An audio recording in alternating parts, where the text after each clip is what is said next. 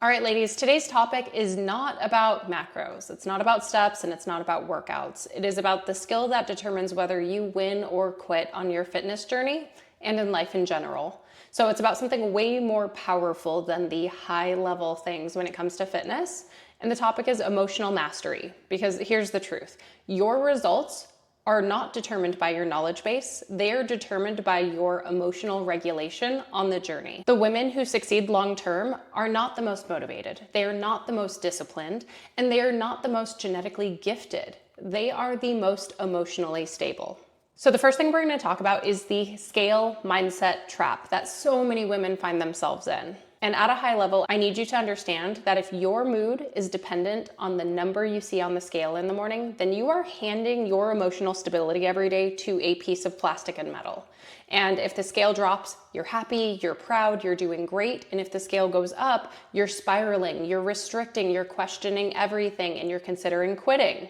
That's called emotional volatility. And that volatility leads to inconsistency. And here's the reality. If you can only celebrate when the scale drops, you're going to be miserable half of the time because the scale fluctuates daily. And for reasons that have nothing to do with your body fat. Hormones, carbs, sodium, stress, sleep, inflammation from getting a good workout. And so you need to understand that if you don't master your reaction to the data, you will sabotage yourself emotionally. The scale is data. It's a number. It's not your worth. It's not a progress report. It is not your identity. This was one of the biggest hurdles that I had to get over because in order to build the body that I wanted, the look I wanted, the food freedom I wanted, the ability to not have to track macros consistently, the ability to not have to prep every time I wanted to go on vacation, I had to allow my weight to go up. Back when I weighed 130 pounds, I thought I would always weigh 130 pounds. And I look back at those photos now, and what I realize is I was under eating, I was over exercising, I was pairing cardio with lifting 5 days a week. I wasn't prioritizing protein enough. My sleep was terrible. My hormones were imbalanced. I had a lot of inflammation. I didn't feel good. I was depleted constantly. So once I fast forwarded to the point where I allowed myself to build up the muscle mass necessary to have a toned body, to reduce my body fat to a lower percentage, to have the shape I was after, to have the toned, defined look I wanted, to have the food freedom I was seeking, and the balance where I'm only exercising 30 minutes a day at most 5 days a week and getting my 10,000 steps in a day. Once I allowed myself to step into that routine of true growth and health, my weight went up 15 pounds, but my health got exponentially better. But had I always been fearful of the scale going up, I would have never gotten to the goals I was after. So the scale is not the end all be all when it comes to your progress. Now, the next thing we have to remember is it is so important to acknowledge those non-scale victories and really zoom out on our health journey. So emotional mastery on your health journey requires perspective. You have to zoom out and ask yourself, am I stronger than I was a few months ago? Am I sleeping better? Am I drinking more water? Am I walking more? Am I handling stress better? Am I more confident? Am I more disciplined? Those are all victories. I am so frustrated when I have clients who will say, well, if the scale won't drop, why even do it? Well, maybe because you're preventing chronic disease. Maybe because you're preventing the need for medications as you age. You are expanding your lifespan. You are expanding your health span. You are improving your cognitive function. You are showing your kids what a good example looks like.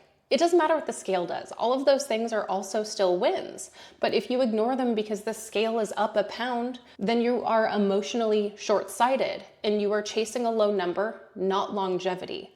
We are aiming to build longevity, functional independence, strength at 60, the ability to climb mountains and swim in oceans when we're retired, the ability to have mobility and tie our own shoes and walk independently at 70, and the ability to get up and live independently at 80 or even make it to 80 for that matter. So we are adding health span, not just lifespan.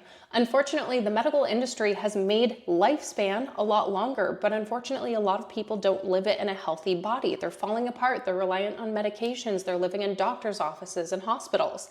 That's no way to live. We are trying to make sure that we get to live in a healthy, happy body until the day we die.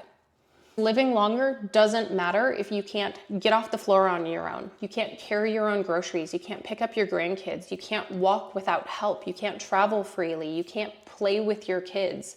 The women who win are the ones who can think in decades, not days. And the ones who are going to be successful are the ones who can get rid of the screw it mentality. Because this is a pattern that destroys more progress than anything else.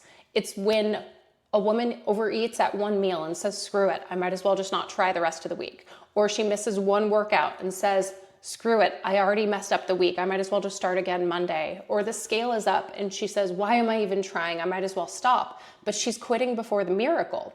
That emotional reaction leads to emotional eating, binge eating cycles, restrict and binge patterns, quitting, starting over every Monday. And what is it really? It's lack of emotional regulation. One imperfect moment becomes, I've ruined everything. And that's not logic, that's unmanaged emotion.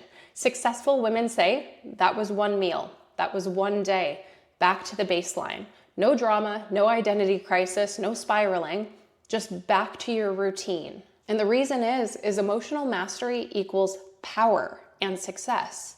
Emotional mastery means that you do not let temporary discomfort dictate permanent decisions. It means you don't celebrate only when it's easy. It means you don't quit when it feels uncomfortable. It means you don't spiral when it feels imperfect. And here's the bigger truth. This applies to everything. Fitness, marriage, parenting, faith, finances. If you emotionally react to every stressor in your marriage, you're not going to have a strong marriage. If you emotionally react to every financial dip with panicking, you're never going to build wealth. If you emotionally react to every parenting struggle with yelling and shutting down, you're going to raise your kids in fear instead of out of leadership. Emotional mastery is not just a fitness skill, it is a life skill. So when it comes to fitness, you don't quit when progress feels slow. You adjust and stay steady and stick to the plan. With your family, you don't respond and react out of anger. You pause and you lead with stability and grace. With your faith, you don't lose belief when life feels heavy. You anchor deeper and continue to lean in. Financially, we don't panic sell everything when the market dips. We think long term. Investments are future. Compounding interest and growth. Do you see the pattern? Short-term emotional reactions create long-term instability. Long-term emotional stability creates long-term success. Now you might be thinking, this sounds great, but how do I build this skill? There's a handful of things you can do. First, we always have to pause before reacting. When the scale goes up, that doesn't mean we change something immediately. That doesn't mean we have to go do cardio. We have to cut calories for the day. We have to acknowledge, okay, the scale went up. What could have caused that? Maybe it's my period. Maybe it's because yesterday I had a really stressful day and I forgot to eat enough. Or maybe it's because I drank a bunch of water last night because I woke up at 3 a.m. because my stress is high right now. Or maybe it's that I had dinner with some friends and I drank a few cocktails yesterday and I had a few tortillas. You have to remember, such simple things can cause these blips. And if we panic every time it happens, we're never going to get there. So stop and acknowledge. What could have caused this? Next, we need to track weekly averages and not just emotion.